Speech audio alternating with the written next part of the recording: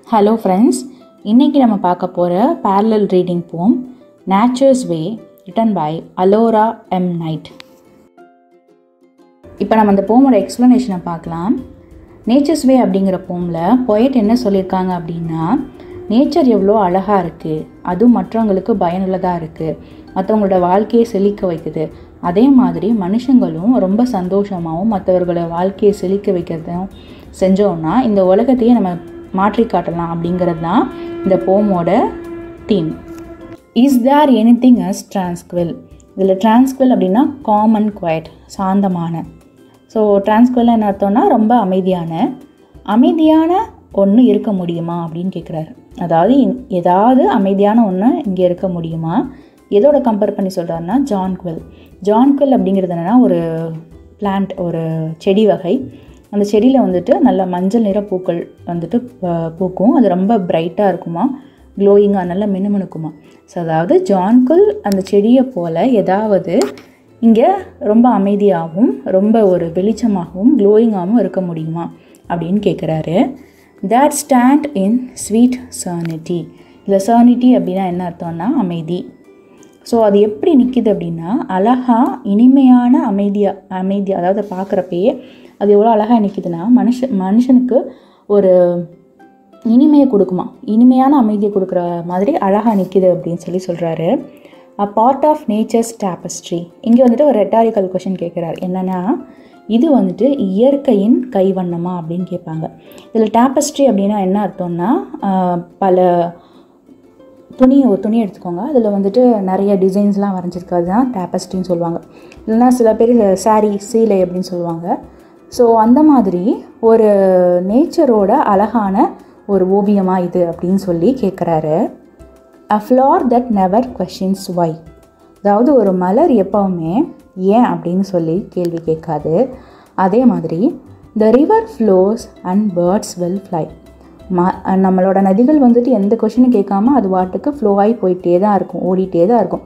ஒரு ஆற்றை வந்துட்டு நிறுத்த முடியாதுன்னு சொல்லுவாங்க. ஸோ ஆறு வந்துட்டு எப்போவுமே ஃப்ளோ ஆகிட்டு போயிட்டே தான் இருக்கும். அதே மாதிரி பறவைகள் எப்போவுமே பறந்து கொண்டே தான் இருக்கும். அதுங்களோட வேலையை கரெக்டாக பண்ணுதுங்க. Content to fill part of the plan. So இது பார்ட் ஆஃப் த பிளான் அப்படிங்கிறது இது யாரோட பிளான்னா இயற்கையுடைய பிளான். ஸோ கண்டென்ட்னா உள்ளடக்கம். ஸோ இந்த அழகான இயற்கை காட்சிகள்லாம் எதை நோக்கி உள்ளடங்கும் அப்படின்னா, எதுக்குள்ளே அடங்கும் அப்படின்னா கடவுளின் இல்லைனா நேச்சரோட பிளான். ஸோ அந்த நேச்சரோட பிளான் படி இந்த நேச்சர் வந்துட்டு எல்லா அழகான விஷயங்களையும் பண்ணுது அப்படின்னு சொல்கிறாரு. எதுக்காக பண்ணுதுன்னா, to beautify the world of man. மனிதன் வாழ்கின்ற இந்த உலகத்தை அழகாக்குறதுக்காக நேச்சர் வந்துட்டு இந்த மாதிரி உள்ளடக்கமுள்ள பல விஷயங்களை வச்சுக்கிட்டு அழகாக இருக்குது, மனசுக்கு ஒரு நல்ல இனிமை கொடுக்குது அப்படின்னு சொல்கிறாரு. If we would only realise. So இது எவ்வளோ அழகாக இருக்குது அப்படிங்கிறத நம்ம பார்க்குறோம். அதே மாதிரி ரியலைஸ் அப்படின்னா வந்துட்டு என்ன அர்த்தம்னா அண்டர்ஸ்டாண்ட் பண்ணிக்கிறது, அண்டர்ஸ்டாண்ட் த ட்ரூத், தெளிவாக உணருது. ஸோ நம்மளும் வந்துட்டு உணர்ந்தோம்னா நம்மளும் என்ன பண்ணலாம், இதே மாதிரி எல்லா விஷயங்களையும் ரொம்ப அழகாகவும் சந்தோஷமாகவும் பார்த்துக்கலாம். க்ளோரிஃபைனா மகிமைப்படுத்துறது. ஸோ இந்த மாதிரியான இயற்கை வந்துட்டு நம்மளுக்கு சந்தோஷப்படுத்துதில்ல, அதே மாதிரி நம்மளும் ஒவ்வொருத்தவங்க உணர்ந்து மகிமைப்படுத்துகிற மாதிரி இருந்துக்கலாம் அப்படின்னு சொல்கிறாரு. ஸோ ரெண்டு பேரை பார்த்து சந்தோஷமாக பேசிக்கிறதும் ஒரு வகையான ஹாப்பினஸ் தானே. ஸோ அந்த மாதிரியோட ஹாப்பினஸ்ஸை நம்மளாலையும் உருவாக்க முடியும் அப்படின்னு சொல்கிறாரு. To find with in each passing day. So ஒவ்வொரு நாட்களும் நம்ம கடந்து போக ஒவ்வொருத்தவங்களும் நம்ம மகிமைப்படுத்திகிட்டே போவோம். நம்ம ஆப்போசிட் பர்சனை பார்த்து நம்ம நல்ல விஷயங்களே பேசுவோம், நல்லா சிரிப்போம். ஸோ ஒவ்வொரு நாளும் கடக்க அது சந்தோஷமாக கடப்போம். Happiness along the way. So இந்த மாதிரி நம்ம இருந்தோம்னு வச்சுக்கோங்களேன், நம்மளை சுற்றி எப்பயுமே நம்ம போகிற வழிகள் எப்போயுமே சந்தோஷம் நிறைந்த வழிகளாக இருக்கும் அப்படின்னு சொல்கிறாரு. அடுத்த ஸ்டான்ஸால் அது எப்படியெல்லாம் வெளிப்படுத்தலாம் அப்படின்னு சொல்கிறாரு. A loving hug or cheerful smile. So ஒரு அன்பாக கட்டி பிடிக்கிறது. இப்போ ஃப்ரெண்ட்ஸ் 2 பேர் பார்க்குறோம்னா ஹக் பண்ணுவாங்கல்ல, அந்த மாதிரி ஒரு அன்பாக தழுவிக்கொள்ளுதல். ஆர் சியர்ஃபுல் ஸ்மைல், நல்ல உற்சாகமான சிரிப்பு. Can help to make a life worthwhile. இப்போ ஒருத்தவங்க சோகமாக இருக்காங்க அப்படின்னா அவங்க முன்னாடி போய் நம்ம ஒரு சிரிப்பு சிரிக்கிறோம், அவங்க நல்லா இருக்கீங்களா, சாப்பிட்டீங்களா அப்படி சொல்லி நம்ம கேட்குறோன்னா அவங்க வாழ்கிற வாழ்க்கைக்கு ஒரு பிரயோஜனமாக இருக்குது அப்படின்னு சொல்லி அவங்களுக்கு நம்ம உணர வைக்க முடியும். ஸோ ஒருத்தவங்களோட வாழ்க்கையை நம்ம வந்துட்டு நல்ல உணர்ந்து வாழணும் அப்படின்னா இந்த மாதிரியான விஷயங்களை பரிமாறிக்கணும் அப்படின்னு சொல்கிறாரு. If all would lend a helping hand. So எல்லாரும் சேர்ந்து நம்ம இன்னொருத்தவங்களுக்கு உதவி பண்ணோன்னா we soon would have a world so grand. நம்ம என்ன பண்ணிடலாம், ஈஸியாக வந்துட்டு இந்த உலகத்தை ரொம்ப பிரம்மாண்டமாக மாற்றிடலாம். ஸோ நம்ம நான் ஒரு ஆள் மட்டும் இது பண்ண முடியாது, எல்லாரோட கைகளும் தேவை, எல்லாரோட ஹெல்ப்பும் தேவை. ஸோ எல்லாரும் ஒரு கை போட்டோம்னா இந்த உலகத்தை நல்ல கிராண்டாக பிரம்மாண்டமாக மாற்றிடலாம் அப்படின்னு சொல்லி போயட் சொல்கிறாங்க. Author information. Alora McGregor Knight was born in Wal Esty in 1920. So போயட்டோட ஃபுல் நேம் என்னென்னா அலோரா மெக்ரகர் நைட். அவங்க எங்கே பிறக்கிறாங்கன்னா வால் எஸ்டியில் 1920 பிறக்கிறாங்க. She move to Lodi and graduated from Lodi high school in 1939. So அவங்க என்ன பண்ணுறாங்கன்னா லாடி அப்படிங்கிற ஒரு ஸ்கூல்லேருந்து கிராஜுவேட் ஆகுறாங்க. அந்த எப்போ கிராஜுவேட் ஆகுறாங்க அப்படின்னா 1939. She married John Lesa in 1944. So இவங்க வந்துட்டு யாரை திருமணம் செஞ்சுக்கிறாங்க அப்படின்னா ஜான் லெஸா அப்படிங்கிற ஒருத்தவரை 1944. And he passed away in 1964. அவர் வந்துட்டு 20 வருஷத்தில் இறந்து போயிடுறாரு. ஸோ அவங்களுக்கு 2 குழந்தைங்க இருக்கிறாங்க. They have 2 children, 3 grandchildren and 4 great grandchildren. இது வந்துட்டு அவங்க ஃபேமிலி ட்ரீ. Discussion section. இந்த போம்லேருந்து நான் தெரிஞ்சுக்கிட்டது என்னென்னா, நேச்சர் எப்படி ஒன்றா சேர்ந்து மனுஷனை அழகாக வாழ்க்கையை மாற்றுதோ அதே மாதிரி மனுஷங்கள் எல்லாரும் சேர்ந்து சந்தோஷமாக வாழணும் அப்படிங்கிறது தான். அதுக்கு ஒரு ப்ராவர்ப் சொல்லுவாங்கள்ல, கோடி வாழ்ந்தால் கோடி நன்மை அப்படின்ட்டு. ஒவ்வொருத்தவங்கள்ட்ட பகிர்றது வந்துட்டு சந்தோஷமாகவும் இனிமையான வார்த்தைகளாக இருக்கட்டும், இனிமையான ஒரு விஷயங்களை மற்றவங்களுக்கு நம்ம ஷேர் பண்ணிக்கலாம் அப்படிங்கிறது தான் இந்த லெசன் நான் தெரிஞ்சுக்கிட்டேன். உங்களுக்கு இந்த லெசனில் என்ன புரிஞ்சுக்கிட்டீங்க அப்படிங்கிறத கமெண்ட் செக்ஷனில் எழுதுங்க. Figures of speech. Rhyming scheme. A rhyme scheme is the pattern of sounds that repeats at the end of a line or a stanza. ஒரே மாதிரியான உச்சரிப்புடைய எழுத்துக்கள் ஒரு வாக்கியத்திலேயோ இல்லை பத்தியிலையோ வந்தால் அதுதான் ரைமிங் ஸ்கீம். இந்த போமோட ரைமிங் ஸ்கீம் AABB. நான் ஃபஸ்ட்டு ஸ்டான்ஸாக்கு ரைமிங் ஸ்கீம் எழுதி காட்டுறேன். மித்த ஸ்டான்ஸாக்கு நீங்கள் ட்ரை பண்ணி பாருங்கள். Rhyming words: tranquil jonquil, serenity tapestry, why fly, plan man, glorify day way, smile worthwhile, hand grand. Simile, a word or a phrase that compares something to something else using the words like or as. இதில் சிமிலிங்கிறது எப்படின்னா, ஒரு வேர்டையோ ஒரு ஃப்ரேஸையோ எப்படி connect பண்ணணும்னா like அப்படிங்கிற ஒரு வார்த்தையாலேயோ இல்லை as அப்படிங்கிற ஒரு வார்த்தையாலேயோ வந்துட்டு இது கம்பேர் பண்ணுது. இந்த போமில் இருக்க சிமிலி, இஸ் தேர் எனிதிங் அஸ் டிரான்ஸ்குவில். டிரான்ஸ்குவில்னா இதே போல் அமைதியாக ஏதாவது உண்டா அப்படின்னு கேட்டிருக்காங்க. ஸோ போல் அப்படிங்கிறது வந்திருக்கு.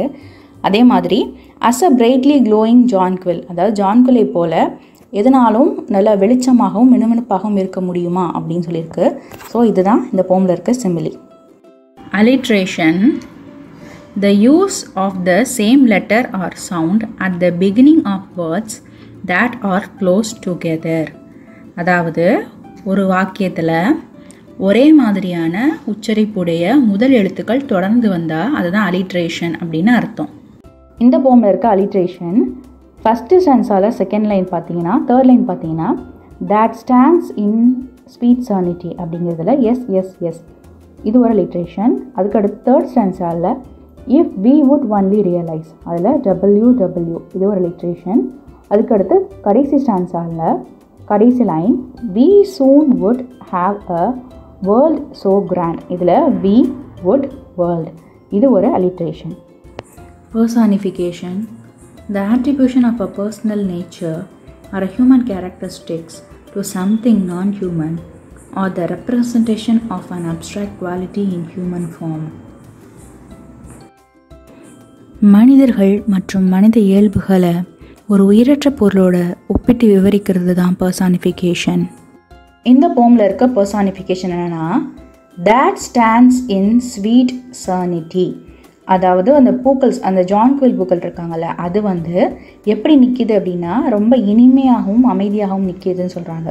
ஸோ ஸ்டாண்ட்ஸ் அப்படிங்கிறது வந்துட்டு ஹியூமன் அட்ரிபியூட், அது ஒரு ஃப்ளாரோட கம்பேர் பண்ணியிருக்காங்க. ஸோ இது ஒரு பர்சானிஃபிகேஷன்.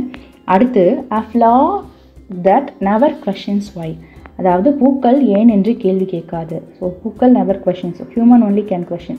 ஸோ இங்கேயுமே வந்துட்டு பூக்கள் வந்துட்டு ஏன் என்று கேள்வி கேட்காது அப்படிங்கிறது ஒரு personification. Rhetorical, of a question asked in order to produce an effect or to make a statement rather than to elicit information. அதாவது இது வந்துட்டு ஒரு question type of figures of speech. இது எப்படின்னா ஒரு கொஷின் கேட்பாங்க rather than giving a elicit information.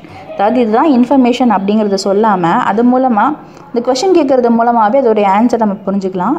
இதுக்கு வந்துட்டு இப்போது ஒரு கொஷின் கேட்குறாங்க அப்படின்னா அந்த கொஷினுக்கு நம்ம ஆன்சர் பண்ணணுன்ற அவசியமே இல்லை. அவங்களே வந்துட்டு ஒரு ஆன்சரோடு தான் அவங்க கொஷின் பண்ணுவாங்க. ஃபார் எக்ஸாம்பிள் இப்போ நம்ம வந்துட்டு யார்ட்டையாவது போய் நம்மளை ஏமாத்துறாங்க அப்படின்னா நம்ம கேட்போம், என்னை பார்த்தா பைத்தியமாக தெரியுதா அப்படின்னு சொல்லி கேட்போம். ஸோ அதுக்கு அவங்க ஆமாம் இல்லைன்னு சொல்லணுன்ற அவசியம் இல்லை. ஸோ நம்மளே வந்துட்டு பைத்தியம் மாதிரி பிஹேவ் பண்ணியிருக்கோம் அப்படிங்கிறது தான் வந்துட்டு அதுக்கு பைத்தியம் மாதிரி பிஹேவ் பண்ணுற மாதிரி நீ நினச்சிட்ருக்கியா அப்படிங்கிறதுக்குரிய கொஷனாக தான் அது முடியும். ஸோ இதுதான் வந்துட்டு அதுக்குரிய எக்ஸ்ப்ளனேஷன். லெட்டோரிக்கல், இதில் இருக்க லெட்டோரிக்கல் கொஷின் என்னென்னா a part of nature's tapestry. So அவர் என்ன கேட்குறாருன்னா இந்த அழகான பூக்கள் வந்துட்டு இங்கே அழகாக அரேஞ்ச் ஆகி தெரியுதில்ல, இது வந்துட்டு நேச்சரின் வண்ண ஓவியமா அப்படின்ற மாதிரி கேட்குறாரு. ஸோ இது ஒரு rhetorical question.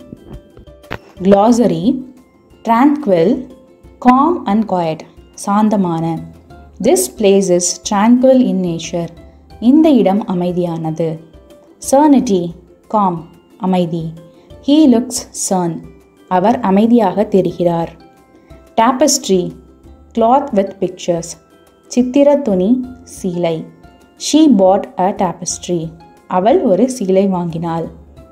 realize, understand the truth, தெளிவாக உணர்.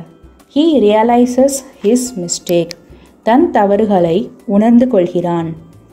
glorify, praise, மகிமைப்படுத்து.